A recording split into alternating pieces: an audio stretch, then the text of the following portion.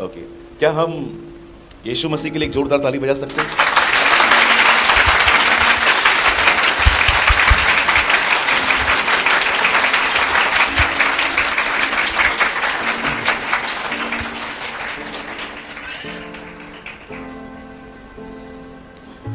जब भी मैं परमेश्वर के बारे में कुछ सोचता हूं तो मुझे एक चीज जो मुझे हैरान करती है वो ये है कि परमेश्वर एक मनुष्य को बदलने के लिए कितना धीरज धरता है। This is awesome. आप देखिए, अगर आप किसी भी व्यक्ति को पसंद ना करें तो आप उसको जल्दी कट ऑफ कर देते हैं, उसको ब्लॉक कर देते हैं, आप बियर नहीं कर पाते। लेकिन सोचो, परमेश्वर के मोबाइल में ब्लॉक बटन ही नहीं है, परमेश्वर के मोबाइल के अंदर इग्नोर करने का बटन नहीं है। और जब आप और मैं उसके साथ जुड़ जाते हैं, his nature become our nature, उसका स्वभाव हमारा स्वभाव बन जाता है। कभी आपने इस बात के लिए खुदावंद का शुक्र किया कि परमेश्वर ने आपके साथ कितना पेशेंस रखा है? सोचिए। इसीलिए जब यिर्मयाह ये बातें सोच रहा था तब वो कहता है, हम मिटे नहीं, ये प्रभु की महाकरुणा का प्रतिफल है, हम मिट नहीं गए। So always be a thankful person. हमेशा धन्यवादी बने रहें, खुदावंद का शुक्र करते रहें। और मैं आपको हमेशा कहता हूं, मैं फिर से कहता हूं, धन्यवाद सभी देते हैं, धन्यवादी सभी नहीं रहते। आनंद सब करते हैं, आनंदित सब नहीं रहते।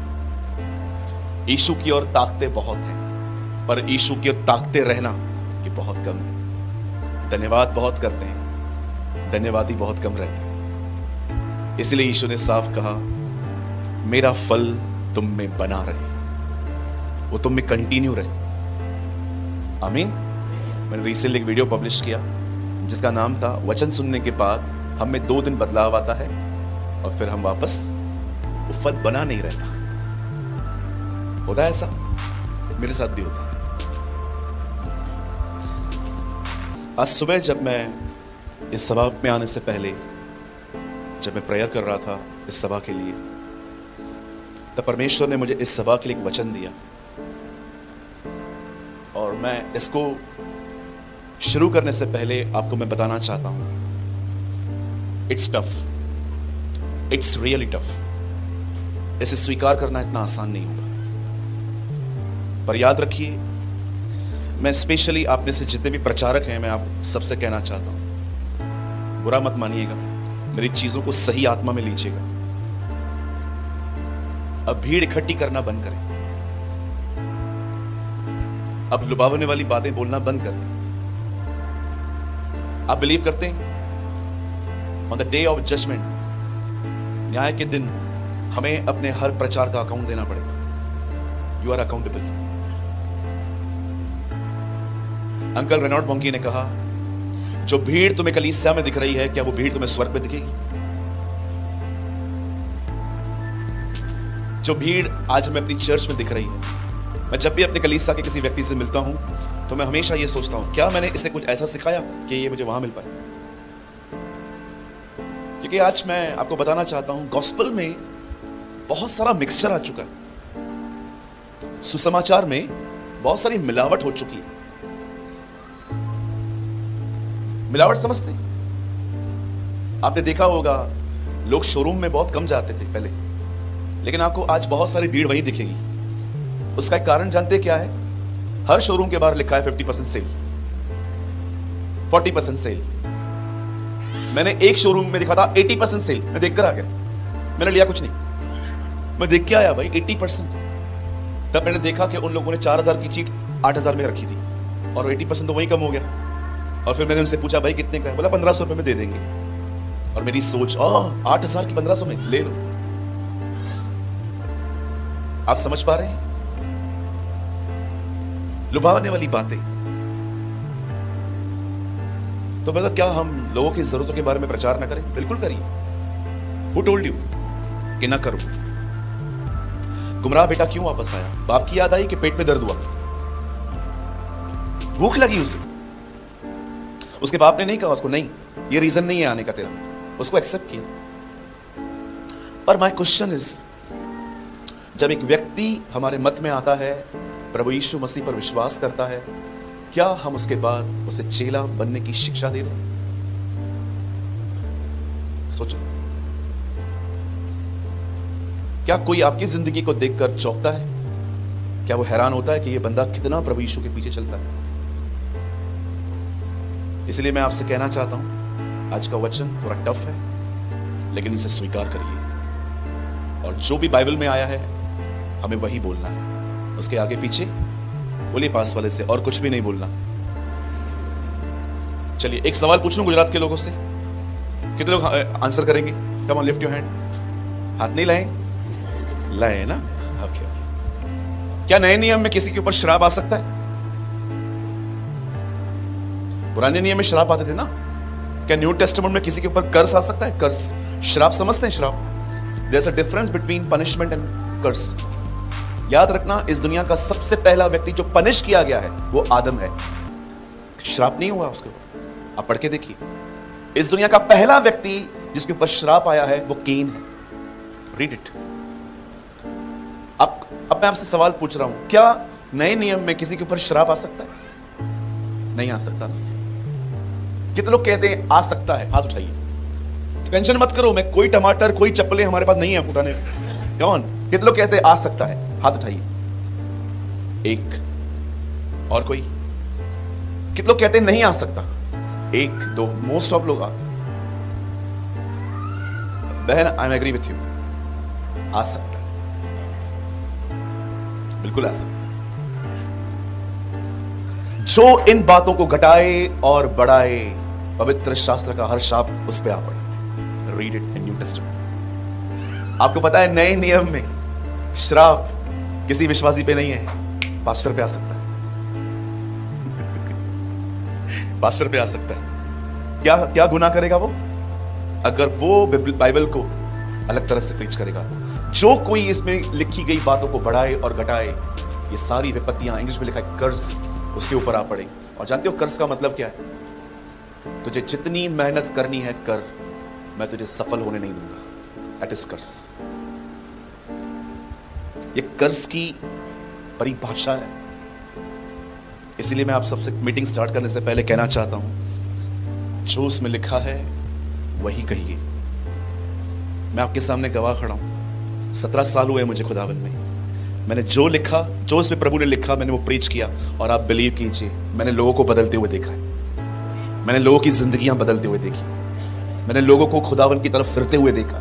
मैंने लोगों को परमेश्वर की तरफ आते हुए देखा है। मैंने लोगों को निर्णय लेते हुए देखा है। मैंने लोगों को घुटनों पर देखा है। मैंने लोगों को देखा है कि कैसे उन्होंने अपनी गलत चीजों को छोड़ के वो ज्योति में आए थे। आप भी यही करें। ठीक है, हम स्टार्ट करें। पास्टर जी कितना टाइम है मेरे पास? 1 आवर। ओके, 1 बजे तक। ओके, 1.25 घंटा मेरे पास है। चलिए हम स्टार्ट करते हैं। मैं चाहता हूं बाइबल लाएं, सब दिखाइए। हाँ अच्छा, सब नहीं लाएंगे, चलिए कोई बात नहीं, शाम को लेके आइएगा। ओके, सब लाए हैं। केम छो? मजा मना के मोजे मा?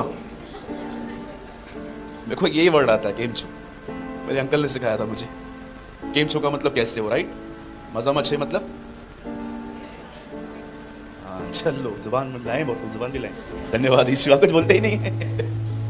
ओके चलिए, मेरे साथ खोलिए उत्पत्ति की किताब। लाए हैं सब? आप लाए हैं साथ में? लाए ना? अगर उत्पत्ति भी आपको न मिले तो मीटिंग के बाद मिलना, मैं आपके ऊपर हाथ रख के दुआ करूंगा। Okay, open with me the book of genesis. Hindi में उत्पत्ति, इंग्लिश में जेनेसिस। अगर कोई उर्दू पढ़ता है तो पैदाइश। ठीक है, 17वां अध्याय, 17th चैप्टर।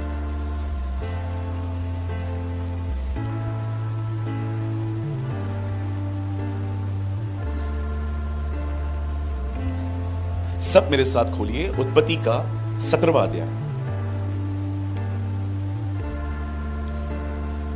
और मैं आपके लिए सिर्फ एक वचन पढ़ रहा हूं इसमें से, 17 का 1। यहां लिखा है, जब इब्राहिम 99 वर्ष का हो गया तब यहोवा ने उसको दर्शन देकर कहा, मैं सर्वशक्तिमान परमेश्वर हूं, मेरी उपस्थिति में चल और सिद्ध होता जा। मैं 3 गिनूंगा, आप में से हर एक को अपनी अपनी बाइबल में ये वर्ड लाउडली पढ़ना है, ठीक है? 1 2 3।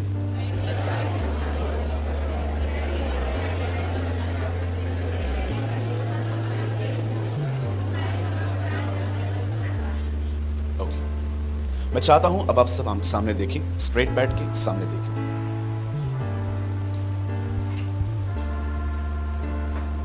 ध्यान दीजिए, जब एक बहन प्रेग्नेंट होती है, जब वो गर्भवती होती है,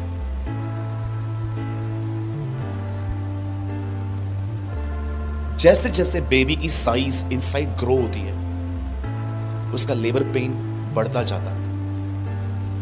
आप बहुत सारी बहनें, आपको पता होगा, बिकॉज ये अनुभव आप कर सकते हैं, हम कभी नहीं कर सकते।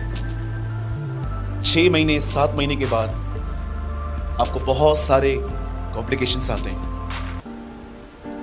आप सीढ़ियां नहीं चढ़ते, आप बहुत सारी चीजें अवॉइड करते हो खाने में। मैंने एक सर्च की और मुझे पता चला कि एक बहन को अपने बच्चे को बाहर ले आने में कितना कुछ सैक्रिफाइस करना पड़ता है। और जब वो घड़ी आती है, जब वो टाइम आता है, जब आपको डेट मिलती है कि आपका बच्चा इस तारीख को आ सकता है, और फाइनली जब वो आता है और जब वो दर्द शुरू होता है, जिसे हम कहते हैं लेबर पेन। आप इससे कितने लोगों ने ये बात देखी कि बाइबल में रैप्चर, बाइबल में प्रभु यीशु मसीह का उठाया जाना, प्रभु यीशु मसीह का कलीसिया को उठाना, बिल्कुल एक बहन जो गर्भवती है उसके चित्र को दिया गया है।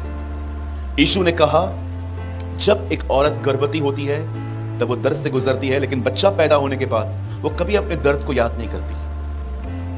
आप जानते हो, जैसे जैसे हमारे प्रभु यीशु मसीह के आने का दिन निकट होगा, मैं आपको बताना चाहता हूं, ये दुनिया बेटर नहीं वर्स्ट होती जाएगी। मुझे बड़ी अजीब लग रही थी ये बात जब कोविड-19 आया, तो लोग उस समय भी सब चीजें सामान्य होने का वेट कर रहे थे, पर उन्हें यह अंदाजा नहीं हो रहा था कि प्रभु का आना कितना करीब आ चुका है और मुझे कितनी तैयारी करनी है।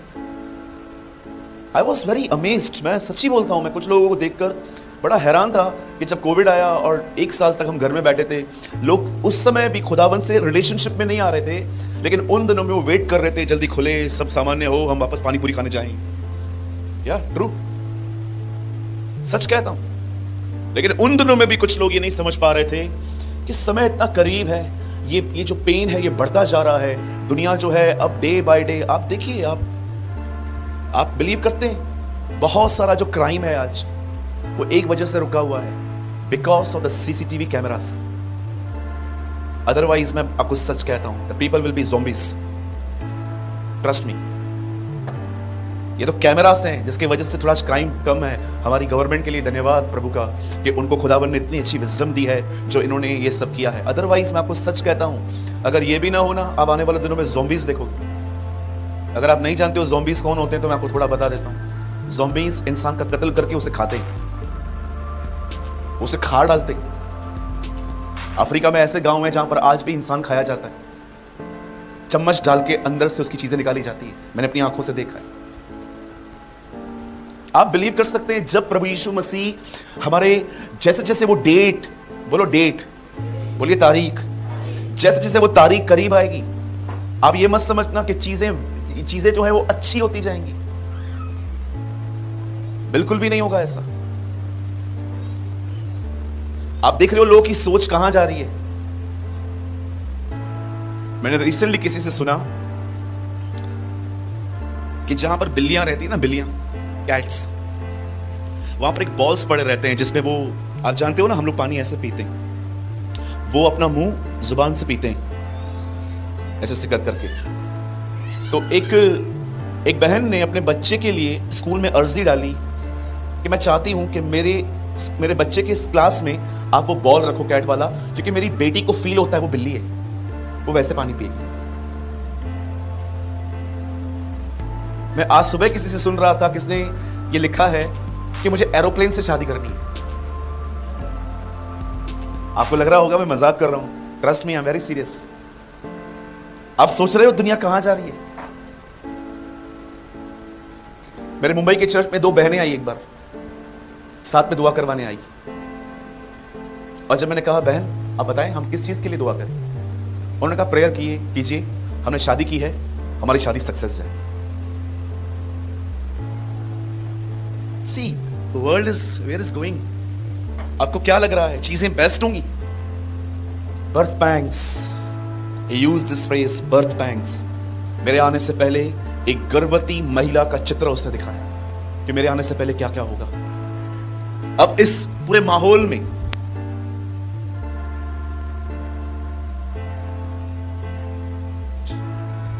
आप जानते हो इन दिनों में अब्रॉड के कुछ स्कूल्स में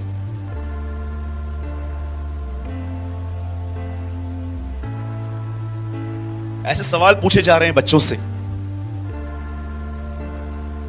लड़की है लेकिन उसे पूछा जा रहा है तू लड़की है कि लड़का है?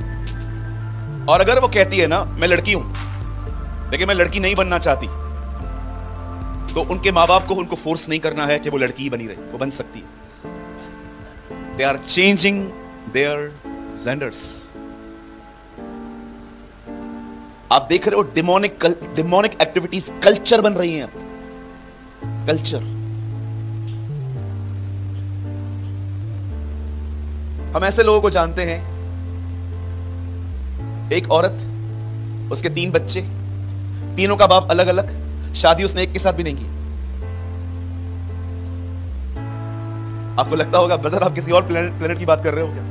मैं यहां की बात करूं। मैं आपको बताना चाहता हूं, listen to me very carefully.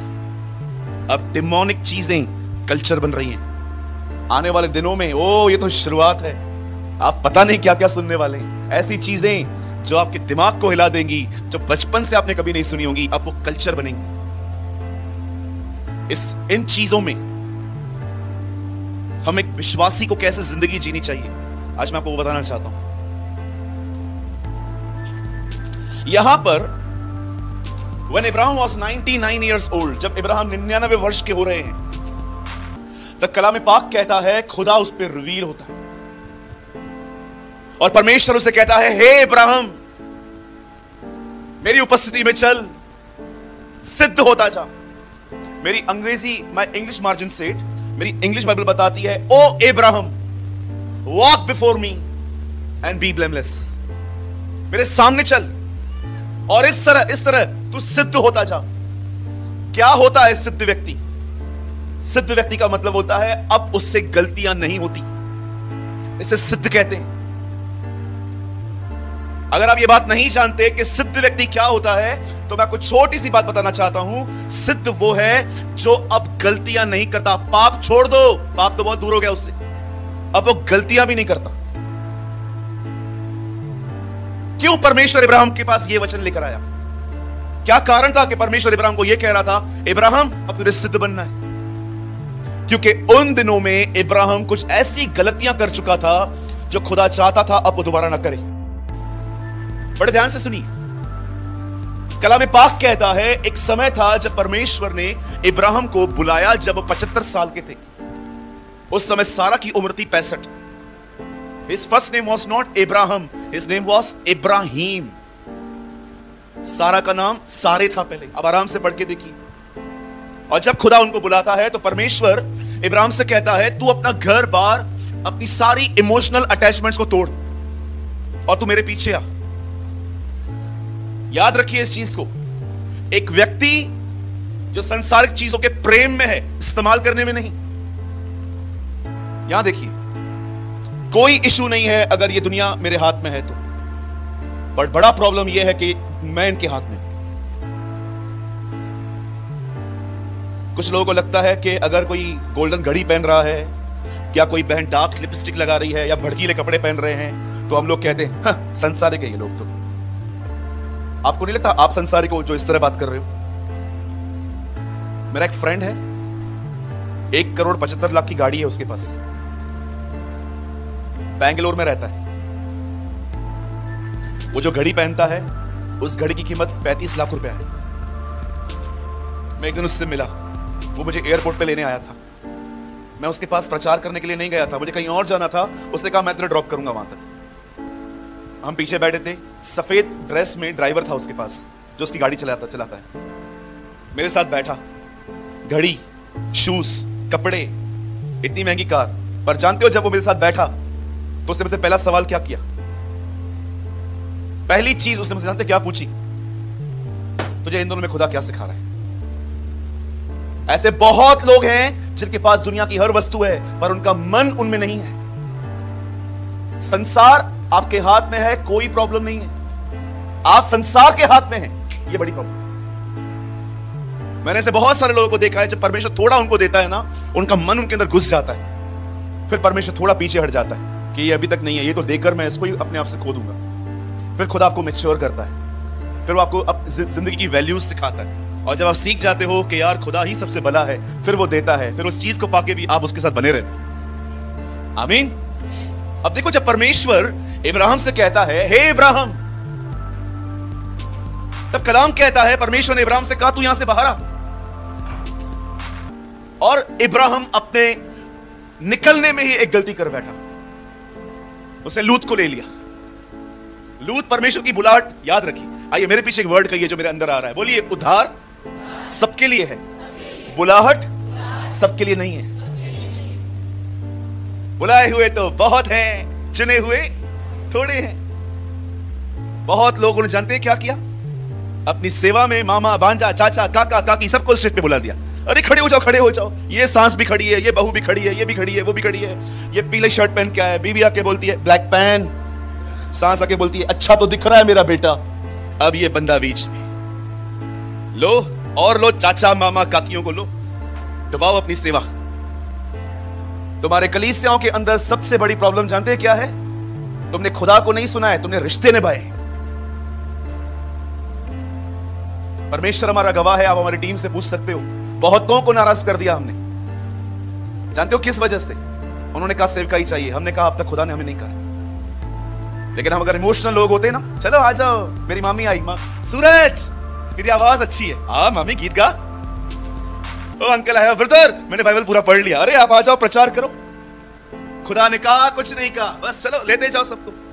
यहां देखिए सब, मैं आपसे पूछना चाहता हूं, बताइए यहूदा इस्करियोती की जगह पे किसका चुनाव हुआ? क्या नाम था? मत्तिया। बताइए मत्तिया में क्या क्वालिटी थी? नए नियम में तो कुछ लिखा ही नहीं उसके बारे में। अरे उसके अंदर एक ऐसी क्वालिटी थी जो लोगों ने ध्यान नहीं दिए। पतरस कहता है हम में से कोई ऐसा व्यक्ति यहूदा की जगह ले जो पहले दिन से हमारे साथ में है। दूसरी कलीसिया को छोड़ के आया है वो नहीं, पहले दिन से हमारे साथ में है। आप में से कितने लोग ये बात जानते हैं? यीशु के ग्रुप में 12 चेले होते थे। आप जानते हो ये 12 के बाहर रहता था, लेकिन ये पीछे पीछे था, पीछे पीछे था। और एक दिन खुदा ने उसका चुनाव किया। हम में से कोई एक ऐसा व्यक्ति उसकी जगह लेगा जो पहले दिन से हमारे साथ में है। किसी व्यक्ति को जो दूसरे की चर्च का है, आप उसे प्यारी प्यारी बातें कहोगे, वो छोड़ के आपके पास आ भी जाएगा। फिर वही चीज जो उसने आप उसके साथ की, अब वही आपके साथ भी करेगा। बोलिए अपने बाजू वाले के, जिसको जाना है जाने दो। हाँ, पकड़ के रखोगे गला दबाएंगे ये लोग। लोगों के गुलाम न बने। मुझे कोई भी आके कहता है ना भैया मैं जाना चाहता हूं, मैंने कहा प्लीज जाओ ब्रदर, प्लीज जाओ। मैं हर रविवार को जो प्रचार करता हूं, मेरे कलीसिया के 2-4 भाई मुझे हमेशा कहते हैं भैया देखना अगले रविवार लोग कमाएंगे। और आप बिलीव करो मैं पीछे आमीन भी बोल देता हूं। क्या होता है तो मैं आपको छोटी सी बात बताना चाहता हूं। सिद्ध वो है जो अब गलतियां नहीं करता। पाप छोड़ दो, पाप तो बहुत दूर हो गया उससे, अब वो गलतियां भी नहीं करता। क्यों परमेश्वर इब्राहिम के पास ये वचन लेकर आया? क्या कारण था कि परमेश्वर इब्राहिम को यह कह रहा था इब्राहिम अब तुझे सिद्ध बनना है? क्योंकि उन दिनों में इब्राहिम कुछ ऐसी गलतियां कर चुका था जो खुदा चाहता था अब वो दोबारा ना करे। बड़े ध्यान से सुनिए, कलाम पाक कहता है एक समय था जब परमेश्वर ने इब्राहिम को बुलाया जब वो 75 साल के थे। उस समय सारा की उम्र थी 65। His first name was not Abraham, his name was Ibrahim. सारा का नाम सारे था पहले। अब आराम से पढ़ के देखिए। और जब खुदा उनको बुलाता है तो परमेश्वर इब्राहिम से कहता है तू अपना घर बार अपनी सारी इमोशनल अटैचमेंट्स को तोड़ और तू मेरे पीछे आ। याद रखिए इस चीज को, एक व्यक्ति जो संसारिक चीजों के प्रेम में है, इस्तेमाल करने में नहीं। यहां देखिए, कोई इशू नहीं है अगर ये दुनिया मेरे हाथ में है तो, बट बड़ा प्रॉब्लम यह है कि मैं इनके हाथ में हूं। कुछ लोगों को लगता है कि अगर कोई गोल्डन घड़ी पहन रहा है या कोई बहन डार्क लिपस्टिक लगा रही है या भड़कीले कपड़े पहन रहे हैं तो हम लोग कहते हैं हाँ, संसारिक है ये लोग। तो आपको नहीं लगता आप संसारिक हो जो इस तरह बात कर रहे हो? मेरा एक फ्रेंड है, 1,75,00,000 की गाड़ी है उसके पास, बैंगलोर में रहता है। वो जो घड़ी पहनता है उस घड़ी की कीमत 35 लाख रुपया है। मैं एक दिन उससे मिला, वो मुझे एयरपोर्ट पे लेने आया था। मैं उसके पास प्रचार करने के लिए नहीं गया था, मुझे कहीं और जाना था। उसने कहा मैं तुझे ड्रॉप करूंगा वहां तक। हम पीछे बैठे थे, सफेद ड्रेस में ड्राइवर था उसके पास जो उसकी गाड़ी चलाता है। मेरे साथ बैठा, घड़ी, शूज, कपड़े, इतनी महंगी कार। पर जानते हो जब वो मेरे साथ बैठा तो उसने मुझसे पहला सवाल क्या किया? पहली चीज उसने मुझसे जानते क्या पूछी? तुझे इन दोनों में खुदा क्या सिखा रहा है? ऐसे बहुत लोग हैं जिनके पास दुनिया की हर वस्तु है पर उनका मन उनमें नहीं है। संसार आपके हाथ में है, कोई प्रॉब्लम नहीं है। आप संसार के हाथ में हैं, ये बड़ी प्रॉब्लम। मैंने ऐसे बहुत सारे लोगों को देखा है, जब परमेश्वर थोड़ा उनको देता है ना, उनका मन उनके अंदर घुस जाता है। फिर परमेश्वर थोड़ा पीछे हट जाता है कि ये अभी तक नहीं है, ये तो देकर मैं इसको ही अपने आप से खो दूंगा। फिर खुदा आपको मैच्योर करता है, फिर वो आपको जिंदगी की वैल्यूज सिखाता है। और जब आप सीख जाते हो कि यार खुदा ही सबसे भला है, फिर वो देता है, फिर उस चीज को पाके भी आप उसके साथ बने रहते हैं। आमीन। अब देखो, जब परमेश्वर इब्राहिम से कहता है हे इब्राहिम, तब कलाम कहता है, परमेश्वर ने इब्राहिम से कहा तू यहां से बाहर आ। और इब्राहिम अपने निकलने में ही एक गलती कर बैठा, उसने लूत को ले लिया। लूत परमेश्वर की बुलाहट याद रखी। आइए मेरे पीछे एक वर्ड कहिए जो मेरे अंदर आ रहा है, बोलिए उद्धार सबके लिए है, बुलाहट सबके लिए नहीं है। बुलाए हुए तो बहुत हैं, चुने हुए थोड़े हैं। बहुत लोगों ने जानते हैं क्या किया? अपनी सेवा में मामा, भांजा, चाचा, काका, काकी सबको स्टेज पे बुला दिया। अरे खड़े हो जाओ, खड़े हो जाओ। ये सास भी खड़ी है, ये बहू भी खड़ी है, ये भी खड़ी है, वो भी खड़ी है। ये पीले शर्ट पहन के आया, बीवी आके बोलती है ब्लैक पैन, सास आके बोलती है अच्छा तो दिख रहा है मेरा बेटा। अब ये बंदा बीच में, लो और लो, चाचा, मामा, काकियों को लो, दबाओ अपनी सेवा। तुम्हारे कलीसियाओं के अंदर सबसे बड़ी प्रॉब्लम जानते हैं क्या है? तुमने खुदा को नहीं सुना है, तुमने रिश्ते निभाए। परमेश्वर हमारा गवाह है, आप हमारी टीम से पूछ सकते हो। बहुतों को नाराज कर दिया हमने, जानते हो किस वजह से? उन्होंने कहा सेवकाई चाहिए, हमने कहा अब तक खुदा ने हमें नहीं कहा। लेकिन हम अगर इमोशनल लोग होते ना, चलो आ जाओ, मेरी मामी आई, सूरज मेरी आवाज अच्छी है, हाँ मामी गीत गा, ओ अंकल आया, ब्रदर मैंने बाइबल पूरा पढ़ लिया, अरे आप आ जाओ प्रचार करो। खुदा ने कहा कुछ नहीं कहा, बस चलो लेते जाओ सबको।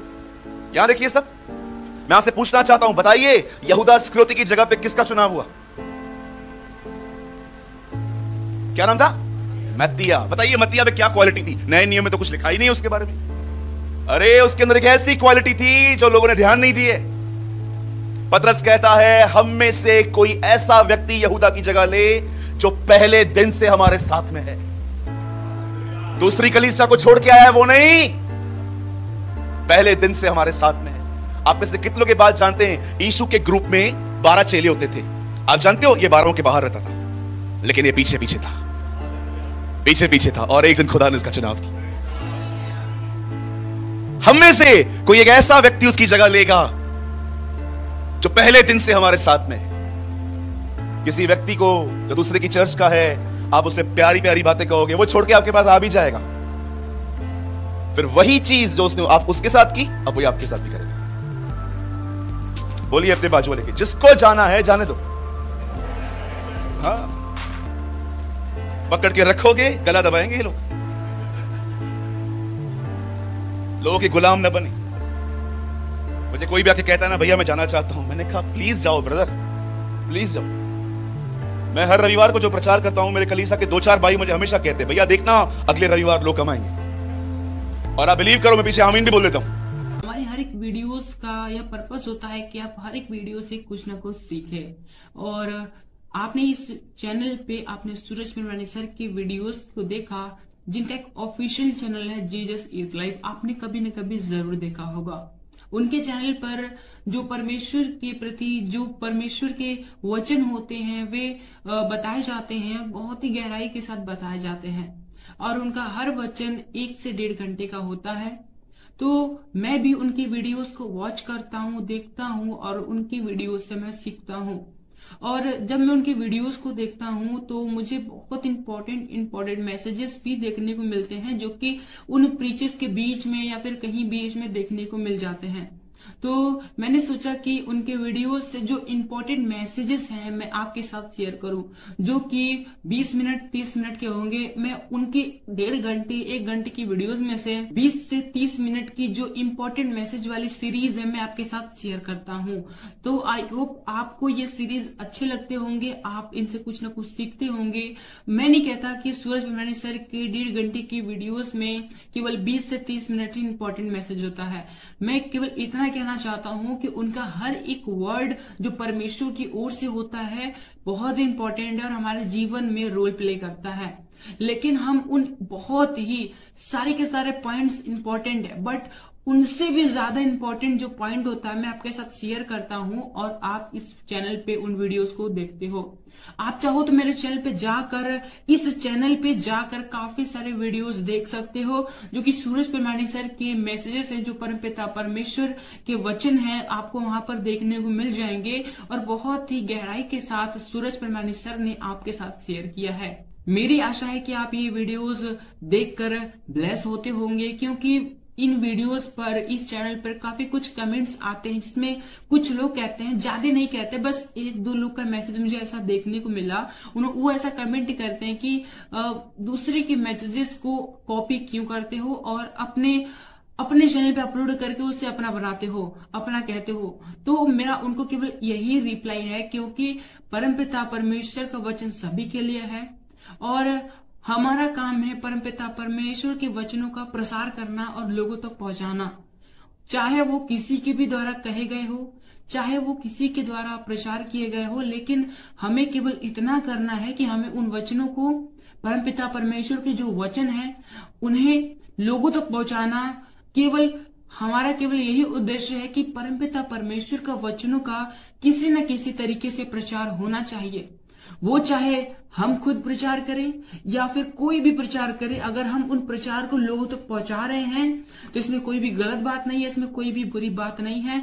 हमारा काम है केवल परमपिता परमेश्वर के वचनों का प्रसार करना, उन परमपिता परमेश्वर का कार्य करना और इसके अतिरिक्त हमें कुछ नहीं सोचना। और जितने लोग ऐसा सोचते हैं, मेरे हिसाब से, मेरे अनुभव के हिसाब से, मैं जैसा मैंने समझा है उसके हिसाब से ये वचन देखने नहीं आते और ये वचन देखकर भी इन्हें कोई फायदा नहीं होने वाला, क्योंकि उन्हें इन बातों में दिलचस्पी है कि कौन किसका क्या कॉपी कर रहा है, कौन कैसे काम कर रहा है, कौन वचन बता रहा है, कौन वचन नहीं बता रहा है। केवल उन्हें इन्हीं बातों से मतलब है। उन्हें इस बात से मतलब नहीं है कि वचन उन तक पहुंचा, उनको इस बात से मतलब है कि वचन किसके द्वारा पहुंचा। वचन से उनको मतलब नहीं है कि वचन हमारे पास आया, वचन क्या है क्या नहीं है, क्या सिखाता है, उनसे उसको कोई मतलब नहीं है। लेकिन उनको इस बात से पूरा मतलब है कि वचन किसके द्वारा आया है, कौन कर रहा है, कैसे आया है, उनको इससे मतलब है। क्या आया है, वचन में क्या आया है, उनसे उनको मतलब ही नहीं है। तो ऐसे लोगों को मैं केवल यही रिप्लाई देना चाहूंगा कि वो इन बातों पर ध्यान ना दें। अगर आप तक परमेश्वर के वीडियोस पहुंचते हैं, ज्ञान के वीडियोस पहुंचते हैं, तो आप उन्हें देखें, उनसे ज्ञान प्राप्त करें और परमेश्वर के ज्ञान में बढ़े और इसके अतिरिक्त तो वो कुछ ना करें। लेकिन अगर वो इससे ज्यादा कुछ करते हैं तो परमेश्वर के लिए यह ग्रहण करने के योग्य नहीं होगा और वो वीडियो देखेंगे, आधा घंटा 1 घंटा जो भी समय देंगे, उनका समय देना व्यर्थ हो जाएगा। वचन कहता है कि हम जो करें पूरे मन से करें। फरीसियों को यीशु मसीह ने सीधे सीधे कह दिया कि ये लोग तो केवल फालतू के टाइम वेस्ट करते हैं, परमपिता परमेश्वर की आराधना उपासना करते हैं जो कि व्यर्थ है। मजाक करते हैं ये लोग, इन लोग की आराधना प्रार्थना मैं स्वीकार नहीं करूंगा, क्योंकि इनके मन मुझसे दूर हैं। ये आते तो मेरे पास हैं, लेकिन इनका मन, इनकी सोच, इनका जो हृदय है वो मुझसे दूर है। और परमपिता परमेश्वर ने कहा मन से दीन बनो, मन के शुद्ध बनो, मन मन मन। हर जगह परमपिता परमेश्वर ने मन को प्राथमिकता दिया है। और जब यीशु मसीह ने कह दिया कि फरीसियों के मन उनसे दूर है, तो वो कैसे परमेश्वर के पास हो सकते हैं, कैसे वो यीशु मसीह के नजदीक हो सकते हैं। इसलिए अगर हमें परमपिता परमेश्वर की उपस्थिति में चलना है, परमपिता परमेश्वर के कार्य को करना है, तो हमें इन बातों पर ध्यान नहीं देना, कौन क्या कर रहा है, कैसे कर रहा है, क्या कर रहा है, इस बात पे ध्यान नहीं देना।